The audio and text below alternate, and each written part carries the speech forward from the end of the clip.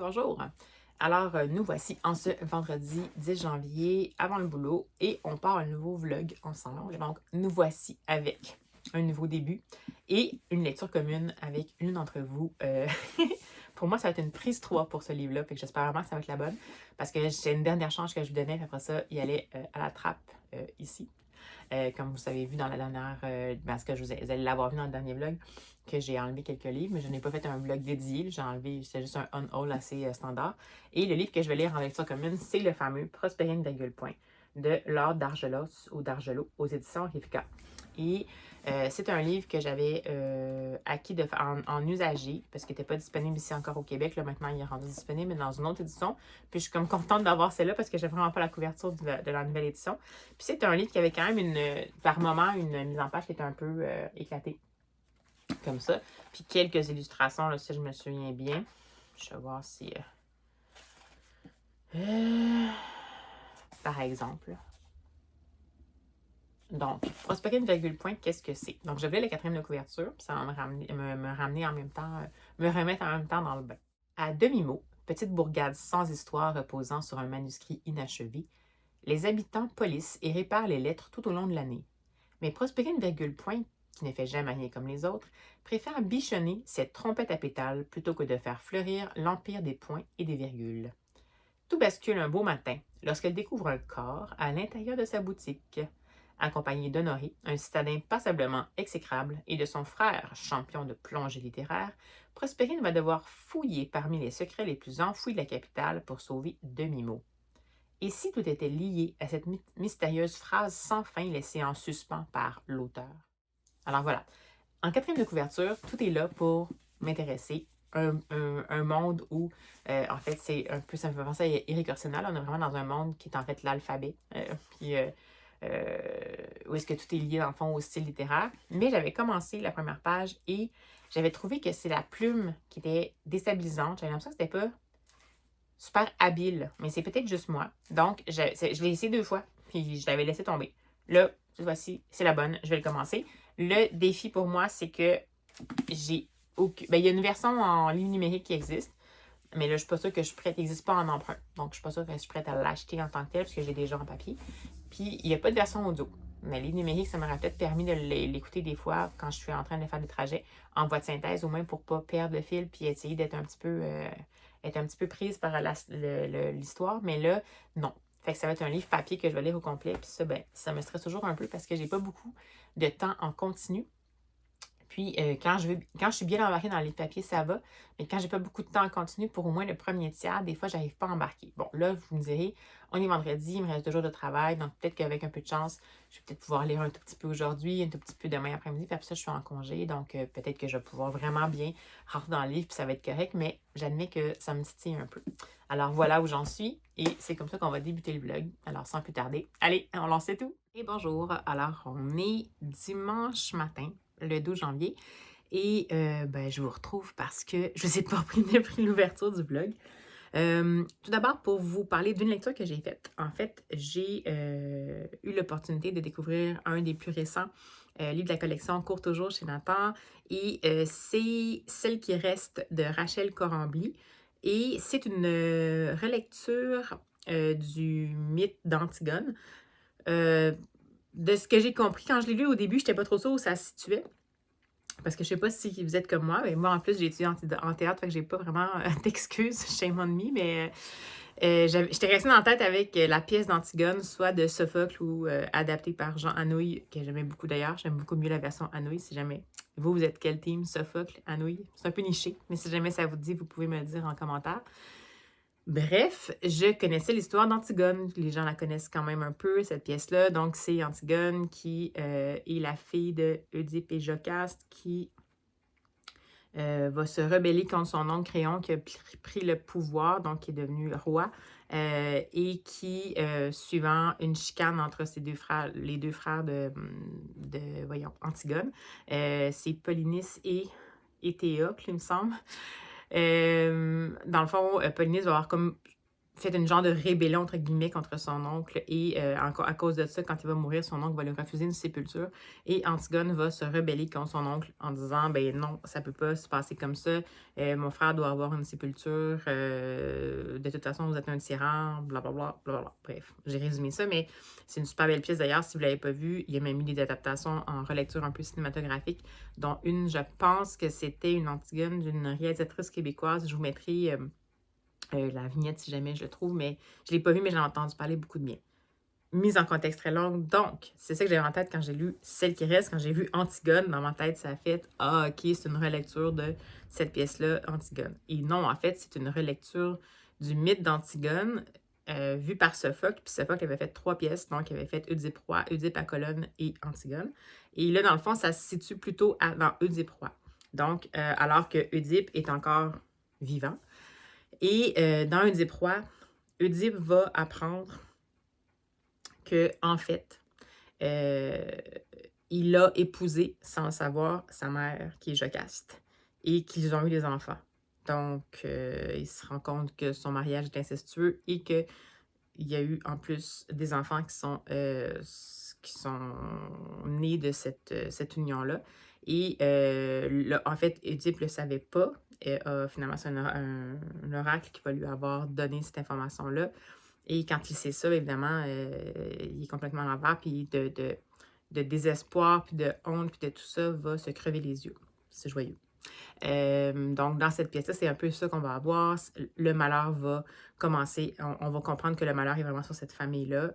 Quand on remonte, on comprend en fait que le malheur était sur le père d'Édipe. D'ailleurs, que Édipe avait tué sans faire exprès aussi. Dans ce temps-là, ça se tuait de même à tout va, sans trop savoir. Bref, il y avait une malédiction sur la branche familiale d'Édipe, mais il ne savait pas. Puis dans le fond, c'est là qu'on comprend plus dans Édipe roi qu'est-ce que ça va vouloir impliquer et comment on peut vivre avec une telle opprobre sur la famille, puis une telle horreur dans les actes qu'on se rend compte qu'on a commis alors qu'on ne savait pas que c'était cette nature-là, les actes qu'il avait fait, c'est-à-dire se marier avec sa mère et avoir des enfants.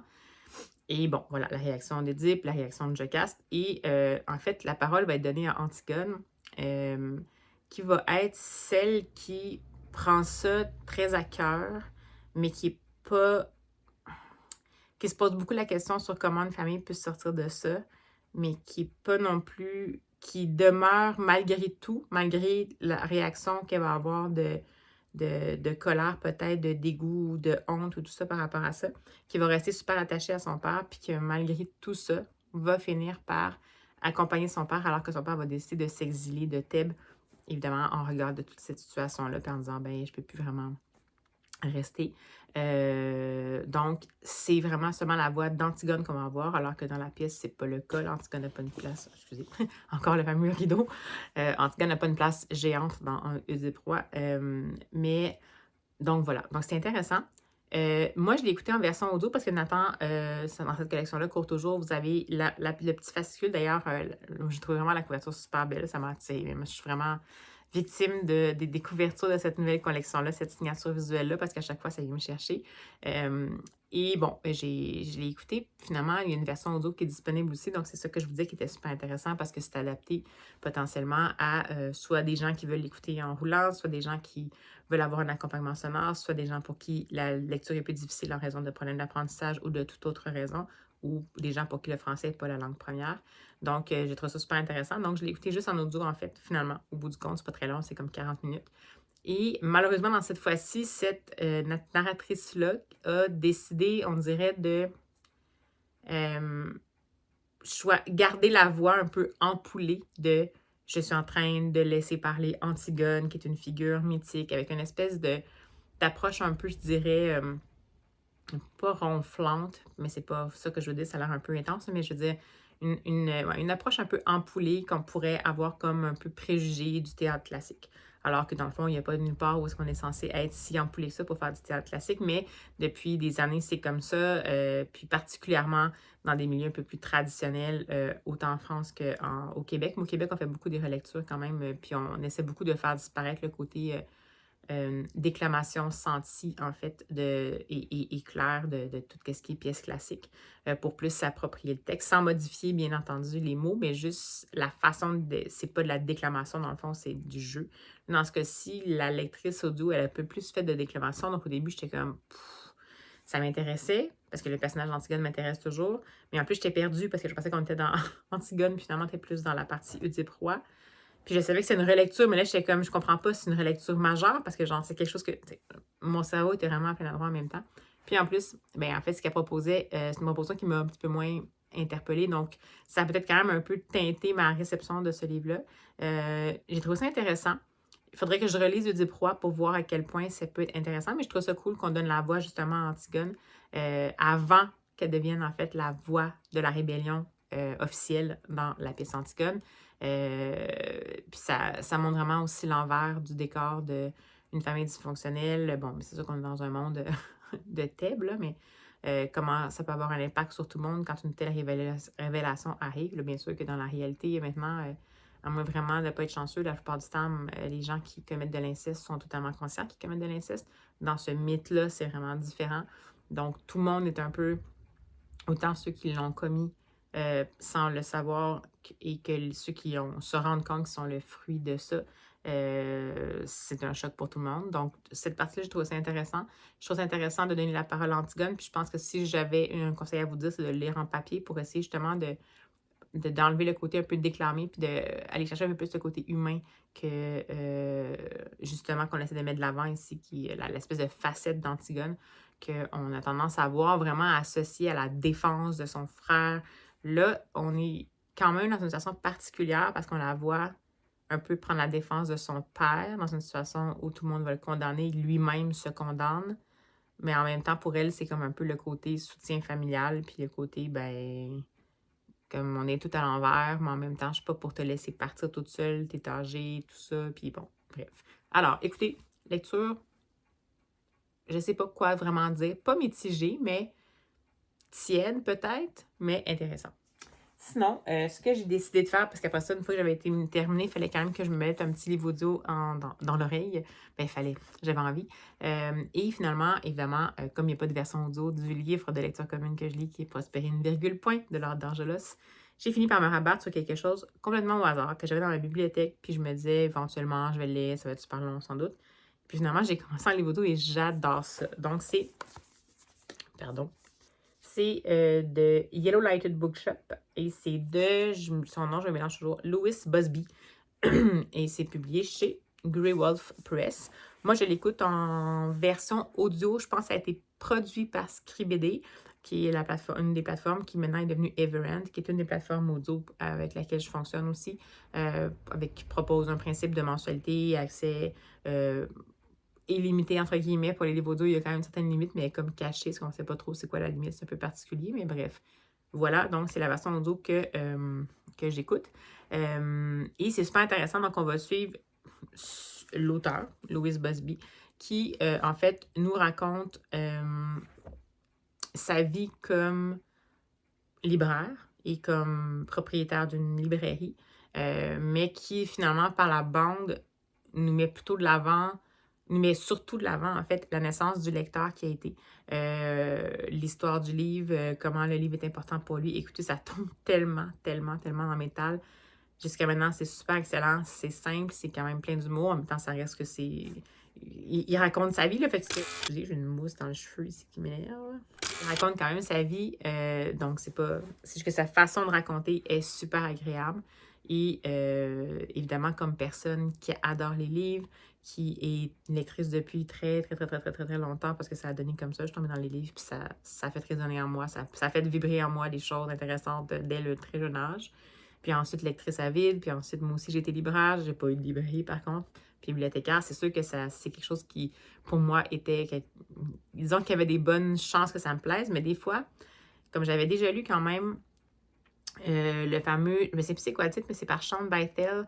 Il y a plusieurs tomes. J'avais lu le premier tome, ça parle justement de sa vie concrète en librairie. C'est un petit peu plus un genre de journal d'un libraire. J'avais trouvé ça intéressant, mais c'était quand même assez systématique, un peu descriptif. Il y avait peut-être un petit peu moins de liant. Mais dans celui-là, justement, c'est moins long. On sent vraiment que c'est un parti pris de l'auteur qui a décidé de choisir son angle, choisir c'est quoi son chemin, puis évidemment, à ce moment-là, il est moins systématique, mais c'est ce qui est intéressant.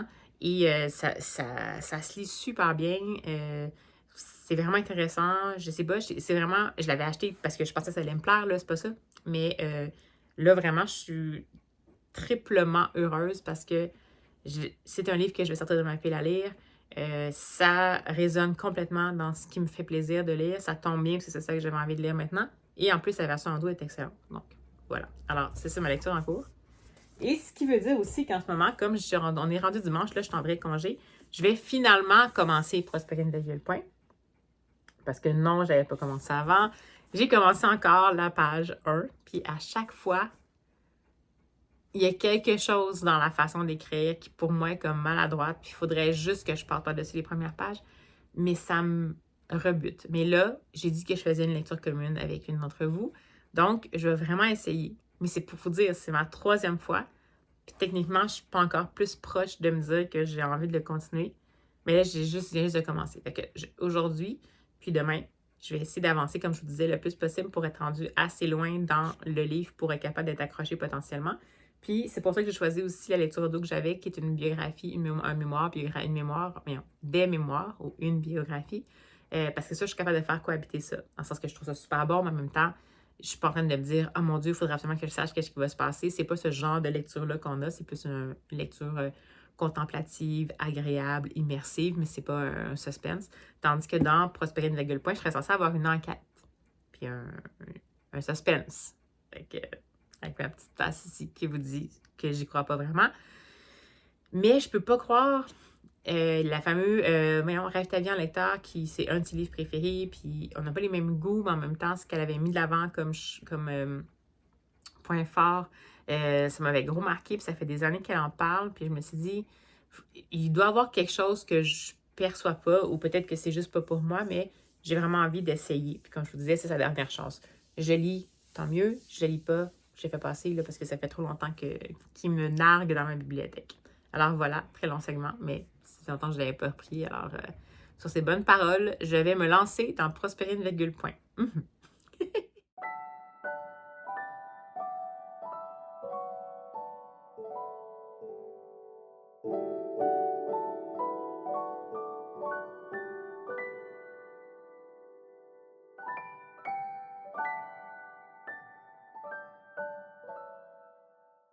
Et bonjour! Alors, je vous prends pendant ma pause repas, comme d'habitude, de maintenant, parce que il s'est pas passé grand-chose de très différent depuis la dernière fois que je vous ai parlé. C'est-à-dire que je poursuis mes 2 lectures en cours, là, qui sont dans une pochette à livres, d'ailleurs. Pochette à livres de Piketty Bookin. Si jamais vous voulez aller voir, sont super ces pochettes. Ça, c'est une pochette format poche, mais comme vous pouvez voir, j'arrive à rentrer 2 livres complets à l'intérieur. Donc, je vous disais, je poursuis ma lecture de Yellow Lighted Bookshop de Louise Busby. J'en ai parlé un peu plus tôt. Là, je l'ai mis un petit peu en pause parce que j'ai décidé de donner un coup dans le fameux Prospérer une point de Laure d'Argelos ou d'Argelot. C'est Prospérer une point et la phrase sans fin. Et là, je pense que j'ai même avancé encore plus, si je me souviens plus. Je pense que je suis rendue à peu près ici. Là, vous pouvez voir, j'ai au moins passé au moins le quart. Ouais, je suis rendue à la page 114 sur 334. Donc, je suis rendue au tiers, en fait. Et en fait, ce que j'ai fait, puis ce qui a fait que ça a finalement avancé, ben je m'étais dit que je n'allais pas l'acheter parce que j'ai pas accès. En fait, ce livre-là existe en format livre électronique. Mais il n'est pas vraiment acheté ici au Québec. Donc, en France, il est disponible. Peut-être que dans certaines bibliothèques, il est disponible en format électronique. Mais ici, ce n'est pas le cas. Donc, j'ai cherché sur les plateformes sur lesquelles, habituellement, je consomme des livres audio. Donc, Nextory, par exemple, ou même à la limite, je suis allée sur le grand méchant A de Audible.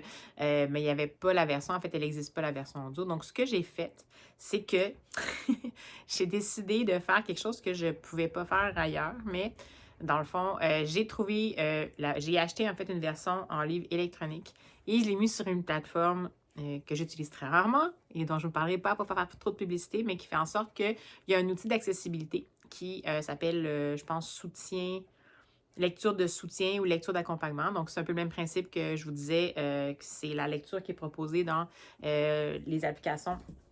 L'application que j'ai ici qui s'appelle Prêt numérique au Québec et qui est utilisée par les bibliothèques québécoises pour donner accès aux livres numériques et audio numériques pour les usagers. Il y a cette fonction-là. Donc, ce que ça fait, c'est que c'est une voix de synthèse, encore une fois, qui va lire le livre. La raison pour laquelle je l'ai fait cette fois-ci, c'est que j'avais quand même avancé un petit peu dans le livre. Puis là, j'ai changé très rapidement avec la personne qui faisait la lecture commune avec moi. Je pense qu'elle doit être rendue pas mal plus loin que moi, finalement, à ce stade-ci. Elle a bien embarqué. Puis, j'ai continué en me disant, ben allez, continue, on va voir. Puis, dans le fond, je suis passée par-dessus le fait que je ne sais pas qu'est-ce qui me dérange dans ce livre-là. Parce que je vous ai dit la plume, mais pourtant, j'ai pas de problème avec tes plumes déjantées. Je pense que c'est vraiment que c'est une plume, on dirait, qui veut qu'on comprenne très bien qu'elle est cocasse, qu'elle fait des jeux de mots dans le champ lexical du livre et de la littérature, ce que j'apprécie dans l'absolu. Mais là, c'est comme si c'était vraiment souligné à grands traits. Puis on dirait que, ben, dans le fond, c'est comme quand quelqu'un fait comme « Hey, tu vas la trouver vraiment bonne, cette joke-là. Elle est vraiment bonne, tu vas voir, elle est vraiment bonne, prépare-toi. » Ben, des fois, ça peut arriver que, ben, comme l'attente est très élevée, en fait, vraiment, la blague, on ne la rit pas tant que ça. Donc, pour moi, c'est un peu la comparaison que je peux faire. J'adore cet univers-là. Pour moi, c'est un univers qui est à la Erik Orsena, mais en moins nuancée, moins subtile, mais quand même qui évolue dans ce monde-là et qui a une petite touche, évidemment, de fantaisie supplémentaire, peut-être à la folle allure de Christian Bobin, même une petite touche de fantaisie et qui est très appréciable, avec un fond de, bon, une petite enquête, évidemment, qui finalement a des fondements de plus en plus profonds qui dépassent, en fait, le côté qui a l'air très superficiel de l'enquête de départ. Donc, une fois que j'ai mis ça de côté, j'étais assez prise par l'histoire. Je n'ai pas l'impression que ça va être un coup de cœur de mon côté, mais suffisamment prise pour vouloir voir comment ça va se dérouler, comment les personnages vont se tirer d'affaire et pour passer un petit peu par-dessus le côté trop, je sais pas, c'est comme, je sais pas comment dire, mais c'est de la maladresse, je pense, vraiment. Mais c'est comme si la plume avait pas besoin d'en faire autant pour que ce soit charmant. Juste le contexte dans lequel ça se passe, le fait que ça se passe dans un monde très complexe, finalement, lié à la littérature, où toutes les choses ont un lien avec l'écriture, la graphie, la littérature, le livre et tout ça. Tout ce qui est dans la société qui nous est présenté est en lien avec ça. Mais comme il faut un peu comme tout expliquer ça et tout, ben ça devient un peu comme, pour moi, ça devenait un petit peu lourd, puis ça ne me permettait pas vraiment de flotter puis de profiter un peu du côté fantaisiste puis farfelu. Puis bon, après, les personnages sont sympathiques, sont assez, je dirais, pas monolithiques, là, parce que comme on va pas en grande profondeur dans les personnages, pour le moment, en tout cas, dans le premier tiers. Donc, ça va. Donc, dans l'esprit un peu cozy crime ou enquête cozy, ça peut le faire. C'est vraiment dans cette optique-là. Puis, je remercie la personne qui lit avec moi de me rappeler que c'est en effet, elle le percevait comme un cozy mystery. Puis, c'est vrai que si je le pense vraiment comme plus une enquête cozy, ça va. Mais je pense que j'avais tellement une attente parce que comme ça s'est lancé dans un univers que j'ai déjà lu avec d'autres plumes qui étaient peut-être plus expérimentées, plus nuancées, plus subtiles par rapport à ça. Mais on dirait que ça m'a un peu bloqué dès le départ. Je me suis dit, mais arrête, arrête de me souligner 4 fois, j'ai compris. Puis je suis charmée, mais plus tu insistes, puis moins je suis charmée. C'est comme ça que je le percevais. Mais bon, et au fur et à mesure, comme je vous dis, l'intrigue me rattrape. C'est long comme introduction pour vous dire que j'ai acheté le livre audio, comme je vous disais, et que finalement, j'ai eu assez envie de savoir ce qui se passe que pendant mes transports, vu que je travaille et tout, j'ai voulu l'écouter avec la savoureuse voix de synthèse, qui, je dois l'avouer, dans cette application-là, est pas mal moins pire que les autres, mais c'est sans surprise parce que c'est un gros géant, donc j'imagine qu'ils ont des gros budgets pour développer des voix de synthèse, mais ça ne remplacera jamais, pour moi, une voix, un comédien ou une comédienne qui fait la lecture pour un livre audio, absolument pas. Mais au moins, ça m'a permis d'avancer dans l'histoire et savoir qu'est-ce qui allait se passer. Donc, c'est là où j'en suis. Et tout à l'heure, je vais aller courir, puis je pense que je vais quand même continuer Prospérer une virgule point en voie de synthèse pour pouvoir le continuer en papier ce soir. Donc, ça va vraiment être un entre-deux que je vais avoir fait pour ce livre-là. Je l'ai lu en papier, je le lis en voie de synthèse. C'est vraiment pour me permettre de ne pas décrocher. Parce que comme je le disais, c'est quelque chose que j'aurais aimé avancer plus. Puis que j'avais l'intention de lire beaucoup plus comme lundi, quand j'étais en congé. Mais finalement, lundi, ça a été un lundi famille. Mais pas famille, mais oui, un peu soutien familial, disons. J'ai eu beaucoup de déplacements à faire, puis c'était pas prévu. Donc, je me suis plus concentrée sur le fameux Yellow Lighted Bookshop. Donc, voilà. Cette semaine, c'est ma semaine des 2 lectures de front. Et j'ai pas tant de petites lectures surprises. Je m'excuse, je fais ça parce que je pense que j'ai un petit quelque chose ici. Je pense que j'ai peut-être pas. Je sais pas. Non, on va cacher ça. Donc, c'est une semaine où j'ai ça. Je multiplie pas les petites lectures de plus pour le moment. Donc, on va voir. Peut-être que ça va être un vlog à 2 lectures. Ça va être impressionnant. Mais je vais juste quand même vous faire un coucou pour vous tenir au courant. J'ai pas beaucoup avancé, comme je vous disais, dans le Yellow Lighted Bookshop depuis que je vous ai parlé. Mais l'atmosphère reste là. Puis pour moi, comme c'est pas une fiction, c'est quelque chose que je retrouve avec plaisir. C'est vraiment, je vais garder ce livre-là.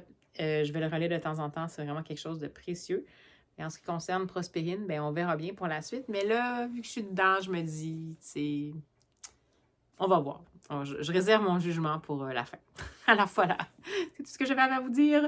Et puis, ben, je vous reprends quand je peux. Si j'avais le temps, j'aurais peut-être fait un mini casse-tête, mais cette semaine, c'est ça. Comme j'ai eu mon lundi qui n'était pas exactement comme prévu, ben, j'ai moins. Je suis quand même un peu en mode rattrapage. Puis, ben, en fait, le restant, c'est boulot. Donc, je peux pas nécessairement. Il n'y a pas tant de choses que je peux faire avancer pendant ce temps-là. Donc, on verra. Peut-être que je vais pouvoir donner un petit boom vendredi matin. Puis, je pense que je vais terminer ce vlog-là potentiellement samedi, vraiment le plus tard possible pour vous donner le contenu que j'aimerais vous donner. C'est-à-dire, j'aimerais ça au moins vous parler de ces 2 lectures-là. Alors, voilà. À tout bientôt!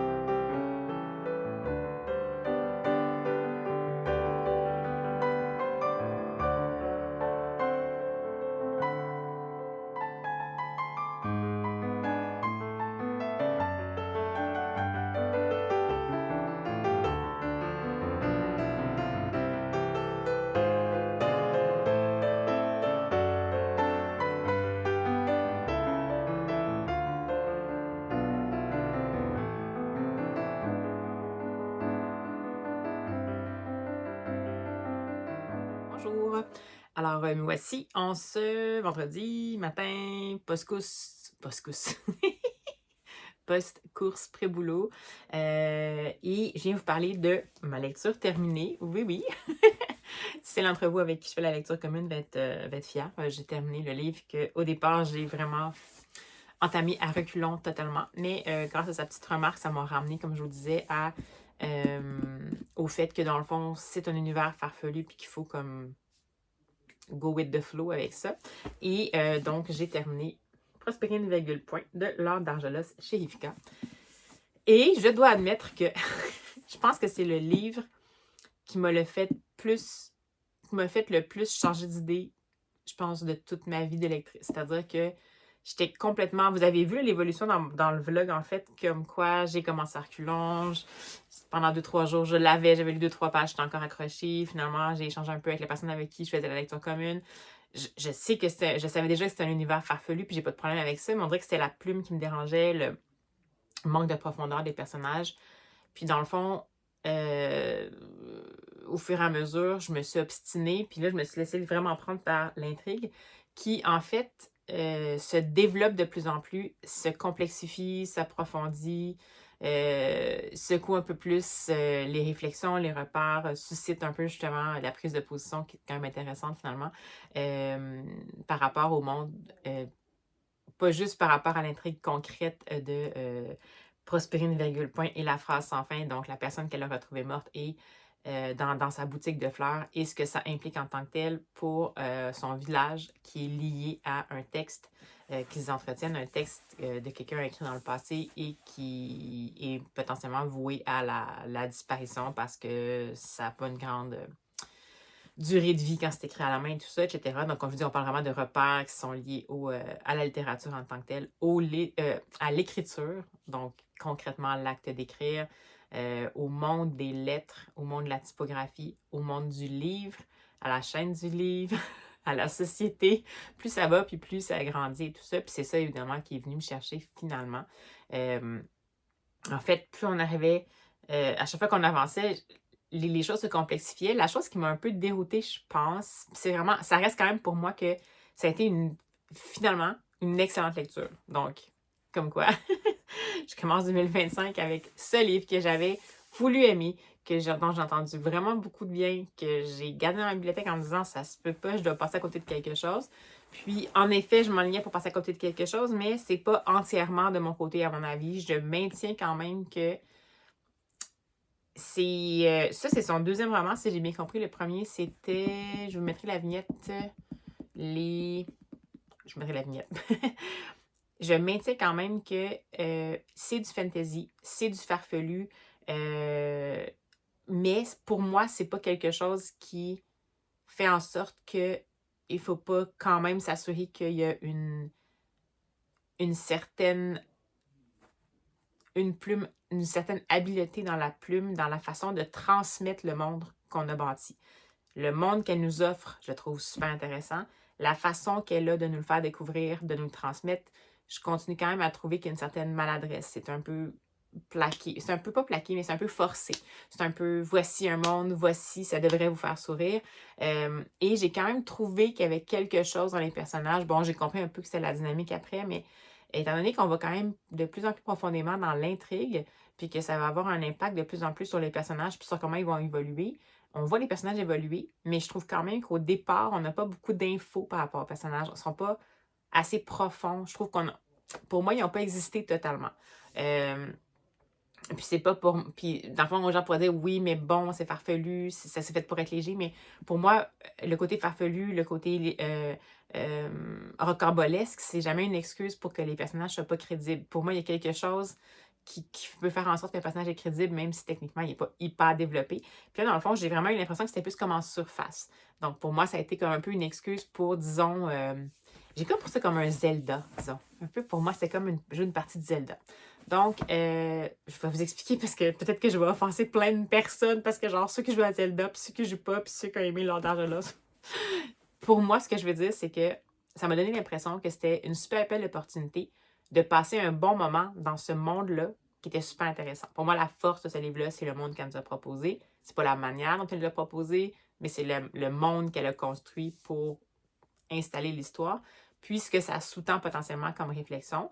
On s'attache quand même en surface à certains personnages principaux, mais il se passe tellement des choses qui sont graves, en quelque part, qui vont avoir un impact majeur sur les personnages. Je trouve ça dommage qu'on n'ait pas eu plus de temps pour s'attacher aux personnages. On a passé beaucoup de temps sur, comme je vous dis, installer l'univers, le world build-up, puis faire comprendre aux lecteurs que tous les codes sont changés, puis que voyez-vous comment ce code-là est donc comique, nanana. Ce petit bout-là, peut-être que ça m'a passé un petit peu moins de temps, qu'on a fait un peu plus confiance au lecteur pour bien comprendre, puisque c'est en effet super intéressant là, comme univers. Je pense qu'on aurait peut-être pu passer un tout petit peu plus de temps pour donner un peu de chair à certains des personnages principaux pour qu'on apprécie encore plus leur évolution. Parce que là, pour moi, elle sortait un petit peu de nulle part. C'était comme mené vraiment par l'intrigue, puis par la bande des personnages évolués, mais plus comme par la force des choses, parce qu'en fond, ils prenaient des décisions. Alors que techniquement, habituellement, c'est un mélange des deux, là, dans le sens que souvent, ils vont évoluer en fonction des actions qu'ils vont faire et ils vont faire des actions en fonction de leur évolution. Là, c'était plus qu'ils évoluent en fonction des actions qu'ils faisaient. Bon, je l'ai peut-être un peu sévère, mais ça explique pour moi pourquoi je n'avais pas embarqué dès le départ. Puis, c'est vraiment parce que je l'ai lu avec la personne, je la remercie d'ailleurs d'avoir accepté de faire cette lecture-là avec moi, que je l'ai lu là, puis que je me disais, il faut que je lise par respect, on l'a commencé et tout ça, parce que moi, maintenant, habituellement, je l'aurais encore abandonné, là. J'ai failli l'abandonner, mais bref, 20 fois dans les 40 premières pages. Ça a fait la même chose. Fait que si jamais vous voulez lire, je trouve que c'est intéressant. C'est un univers intéressant. C'est un univers, comme je vous disais, un peu à la Erik Orsena. Moins subtil, plus aventureux et plus ouvertement rigolo, disons. Moins, tu sais. Donc, ça vaut la peine de le lire. Mais si, comme moi, vous aimez quand même bien un peu comme la finesse dans la façon de rendre un univers ou de construire les personnages, c'est sûr que c'est un peu moins là. Fait que essayez de ne pas vous enfarger là-dedans parce qu'au bout du compte, ça vaut la peine de le lire. Donc, je suis vraiment contente. Puis, savez-vous quoi? Je vais le garder. Oui, oui, je sais. Je suis vraiment une râleuse. Puis là, finalement, je le garde. Je le garde parce que, premièrement, j'ai quand même vraiment beaucoup apprécié l'histoire. Puis c'est la preuve pour moi qu'il faut que je continue quand même des fois à m'obstiner sur des choses. Je trouve que c'est un univers qui est important que j'ai découvert et que je me sois obstinée, que j'ai laissé le temps se passer. Ça a pris quand même 3 ans au moins avant que ça m'arrive. Mais comme quoi, des fois, il faut faire confiance un peu au temps. Et je viens de me souvenir du titre de son premier roman, c'est La voleuse des toits, qui est aussi maintenant édité chez Rivka, mais je pense qu'au départ, il n'était pas paru chez Rivka, parce que c'était en auto-édition. Alors voilà pour le fameux L'Or d'Argelos. Sinon, je suis en train de terminer, je suis rendue beaucoup plus loin que ça, en fait, là. Je viens de me rendre compte, j'allais continuer pendant que j'allais courir, mais bref, je suis en train de terminer le fameux de Yellow Lighted Bookshop de Louis Busby et c'est vraiment excellent. Je vais vous en parler au final cet après-midi pendant ma pause repas. Ça va sans doute être la dernière recension que je vais faire pour ce vlog-ci. Mais ça, c'est vraiment... Ça fait partie des choses que j'ai achetées puis que dans ma nouvelle façon de voir, j'aurais peut-être pas dû acheter du premier coup. Mais quelle bonne idée j'ai eue. C'est en plein des choses qui m'intéressent. La plume est super intéressante. Elle transmet énormément d'informations, mais c'est pas ça qu'on sent. On sent comme si vraiment l'auteur nous racontait l'histoire du livre, du monde du livre et de sa place dans le monde du livre, mais c'est comme pas un reportage. On n'a pas l'impression qu'on est en train d'écouter un documentaire super sérieux. On n'a pas l'impression qu'on est en train d'écouter, de lire une biographie hyper centrée sur lui-même. On apprend beaucoup de choses sur l'histoire dans l'absolu. On apprend à découvrir plus localement, potentiellement. C'est quand même un auteur qui est américain, qui est justement basé dans l'Ouest américain. D'ailleurs, je crois à Los Angeles, donc ça fait un peu spécial de lire sur les librairies dans ce coin-là, parce qu'en fait, il y a même une librairie qui mentionne qui est tout proche des feux actuellement, donc c'est spécial quand même de lire ça, mais bref, je vous en reparlerai plus, mais mon avis changera sans doute pas beaucoup. C'est vraiment une excellente lecture. Et sinon, j'ai fait un petit tour quand même dans mon... où j'en étais dans mon Cold Winter Challenge, parce qu'on est quand même, techniquement, on est le 17 janvier, ça se termine le 31, donc techniquement, il me resterait 2 semaines pour le finir, parce que cette année, le Cold Winter Challenge se termine au début février. Et écoutez, jusqu'à maintenant, ça va. Ça va pour deux des 3 menus. Donc, j'ai un menu complètement complété, donc le fameux menu Féerie des fêtes. J'ai un menu qui me reste un livre à compléter, le menu Froid polaire. Mais celui sur lequel je galère un peu, c'est celui Voyage en Scandinavie. Et c'est pas parce que c'est Voyage en Scandinavie, pourtant, c'est juste que les catégories, j'ai de la misère à faire rentrer des livres à l'intérieur que c'est tous des gros livres, donc je pense que je ne sais pas si je vais y arriver, mais bref, vous voyez que j'ai fait un petit peu des remplacements ici, tout ça. Donc, ce qui me resterait techniquement à lire pour la catégorie Froid polaire, c'est celui-ci qui était le Nature Writing, c'est Clewick d'Emily Carr.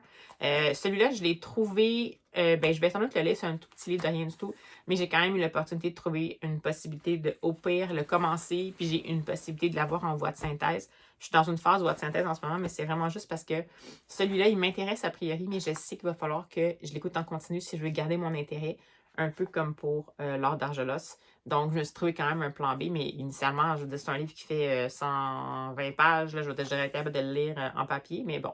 Celui-là, je pense quand même que je suis capable de le rentrer d'ici 2 semaines. C'est une petite plaquette. il me resterait après ça 4 autres livres. C'est comme complètement non réaliste. Qui me resterait à lire pour... voilà. Mais il me resterait 3 autres catégories. Parce que dans le fond, il y en a que je pourrais un peu mettre dans une autre... changer un petit peu les catégories.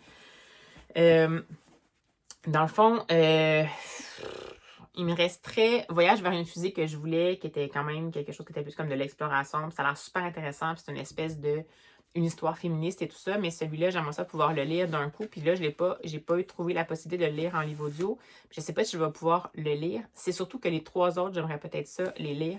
Puis celui-là rentre dans une catégorie que j'avais comme un doublon. C'est-à-dire la catégorie où j'avais finir une série et c'était Mémoire de la forêt. Puis celui-là, j'attends pas. Je suis désolée, là, mais celui-là, il faut qu'il soit lu avant le 1er février. Michael Brun-Arnaud, c'est sûr. Fait que celui-là, je vais absolument le lire. Donc, il va se ramasser dans le classement de ce que je veux lire. Ensuite, je voulais enfin commencer cette série-là de Becky Chambers. Ça fait longtemps que je lis. J'ai même acheté un tome 4 pour cette série-là. Je suis sûre que je l'ai lu parce que j'aime vraiment sa plume. C'est juste que je ne l'ai pas en audio encore une fois. Puis, ben, c'est quand même des dépenses. Fait que je veux juste être sûre de le commencer pour voir si je l'aime vraiment. Puis, peut-être après ça, l'acheter en audio. Mais celui-là, je voudrais aussi, parce que je l'ai trop reporté. Ce Cold Winter Challenge-là, c'est super intéressant parce que c'est des livres que j'avais dans ma palle. Ben, peut-être pas ceux que je vous ai montrés là, mais que j'avais dans ma palle depuis longtemps. Le Philippe Pullman, Prospérer une virgule point, celui-ci. Puis c'est ça mon objectif, en fait, pour moi, pour ce Cold Winter Challenge-là. Donc, lui, je le mettrais. Fait que techniquement, il me resterait juste un autre livre à mettre. Et c'est celui-ci. Puis c'est pour une catégorie, j'ai pas trouvé autre chose que j'avais dans ma bibliothèque qui pouvait répondre à cette catégorie-là. Puis c'est Voyage of the Frost Art. Par contre, c'est pas pareil, mais ça évoque un peu pour moi l'esprit de The Golden Compass de Philippe Pullman. Donc, on est vraiment dans, encore une fois, on suit un orphelin qui est dans un monde dans lequel il n'est pas l'impression qu'il a sa place, puis il se rend compte qu'il a un pouvoir, puis il va falloir que ce pouvoir-là va peut-être pouvoir changer la face des choses, puis il va finir par se sauver sur un bateau, une espèce de vaisseau qui va, avec une gang d'amis, qui va faire en sorte qu'il va pouvoir mener sa mission à bien et peut-être découvrir qui sont ses parents. Donc, vous voyez un peu. C'est toujours un peu la formule en tant que telle pour le fantasy, puis c'est presque la formule pour le Philippe Pullman. Puis là, comme j'en ai lu un, je sais pas si j'ai le goût de lire un autre. Pourtant, il était super chouette. C'était encore Rêve ta vie en lecteur qui en avait parlé. Puis c'est un jeunesse avec dans la version papier. Dans le fond, il y a quand même comme des illustrations et tout. Il est vraiment cool. C'est juste que je sais pas si celui-là, ça presse que je le lise. Le seul problème, c'est que je ne pourrais pas comme faire un swap. Celui-là, il rentre vraiment pas avec les mots-clés pour cette catégorie-là. Donc, pour le moment, j'aimerais, en 2 semaines, c'est pas très réaliste, mais lire, dans le fond, ces 4 livres-là.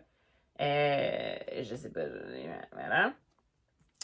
Mais j'aimerais, de façon sûre et sans m'en sauver, avoir lu au moins ces 3-là. Donc, si j'ai lu au moins ces 3-là, je considère que j'ai quand même réussi, mais il me manquerait juste un livre pour le Cold Winter Challenge, puis je trouve ça comme un peu poche. Fait que je vais voir ce que je vais faire, mais bon, j'ai fait un petit point où j'en suis pour le Cold Winter Challenge, puis ben, ça va peut-être m'aider à choisir la prochaine lecture. J'ai eu une lecture audio qui est arrivée aussi, que je voulais lire depuis longtemps, avant d'aller de voir le film. C'est le fameux, et pas très récent, pour ceux qui ne le savent pas, ça fait longtemps que ce livre-là est sorti, le fameux The Wild Robot de Peter Brown. Ça, je sais que je vais adorer ça, mais je ne l'ai pas dans ma bibliothèque. L'idée du Cold Winter Challenge, c'est que j'essaie de quand même lire des livres qui sont dans ma bibliothèque. Je lis d'autres choses aussi, là, mais donc, au départ, je résiste un peu parce que je suis psychorigide, mais je crois qu'il rentrerait potentiellement dans la catégorie où il y a Frost Art. Donc, je verrai.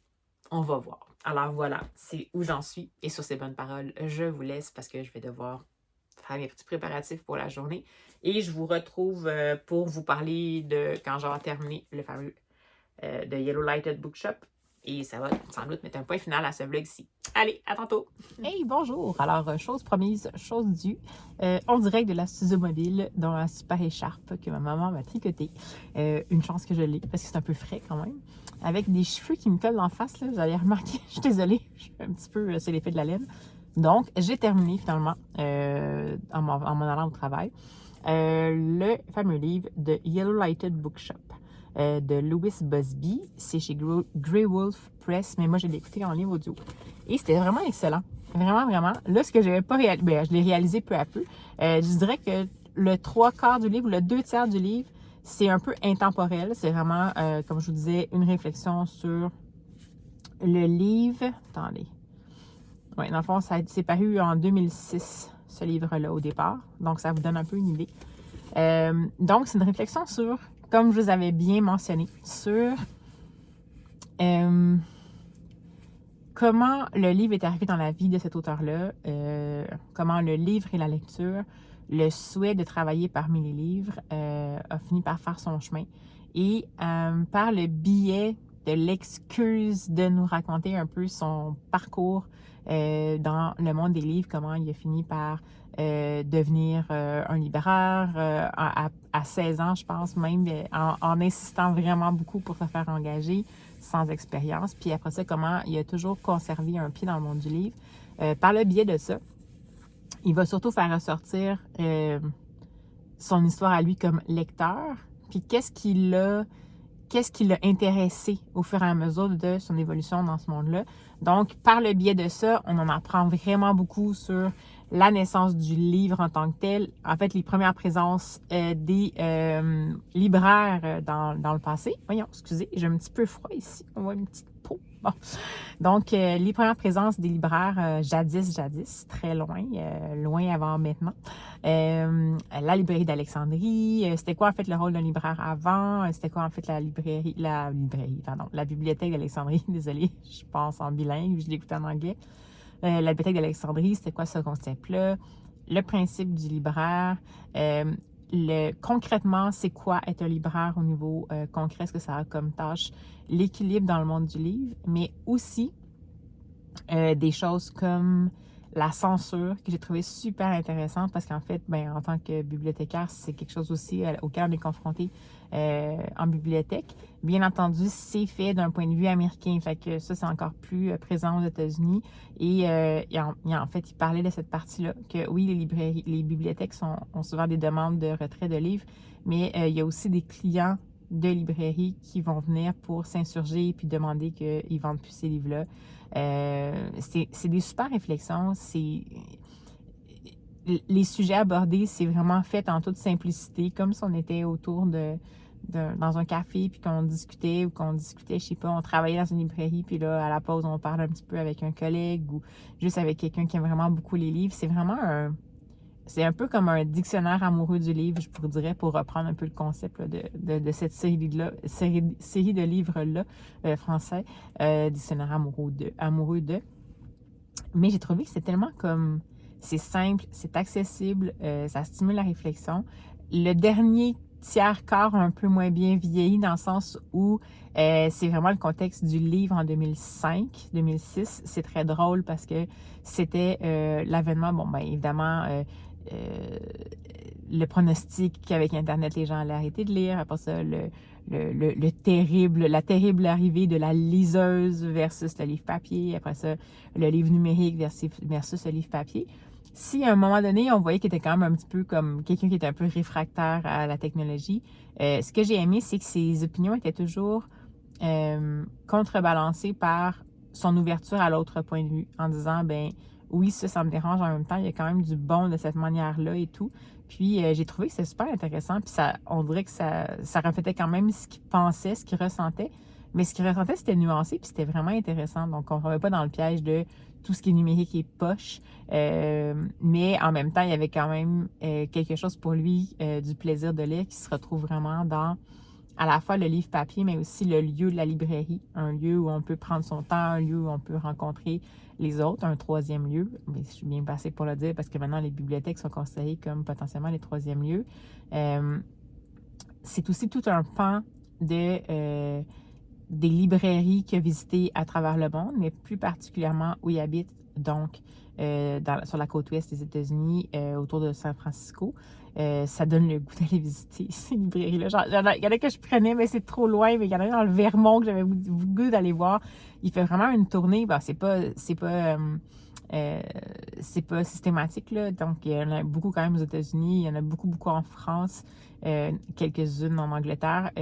Une au Japon, mais il n'y en a pas, évidemment. Ça dépend toujours comment on voyage dans le monde. Mais ce que j'ai aimé, c'est que ça résonnait en moi à 100%. Autant sa façon en tant que lecteur, essayer de se dire qu'est-ce que je vais lire, sa façon de acheter des livres puis les avoir à la maison, mais pas nécessairement les lire. Son approche en tant que libraire, que moi aussi j'ai déjà été libraire, puis c'était un peu comme aussi une approche avec laquelle j'étais comme un peu... Ben, j'étais d'accord, c'est là que j'empruntais aussi, cette approche-là. Mais... Ah non, vraiment, c'est comme... J'avais l'impression vraiment que je retrouvais quelqu'un, un ami que j'avais pas vu depuis super longtemps, puis à part le fait qu'il était un peu réfractaire au numérique, mais en fait, quand c'est arrivé, je me souviens que j'ai eu la même réaction jadis. Quand c'est arrivé, même quand l'ordinateur est arrivé, j'étais vraiment en mode rébellion. Non à l'ordinateur, oui à l'analogique. Puis maintenant, je ne pourrais pas me passer de ce téléphone-là avec lequel je vous fais les petites vidéos.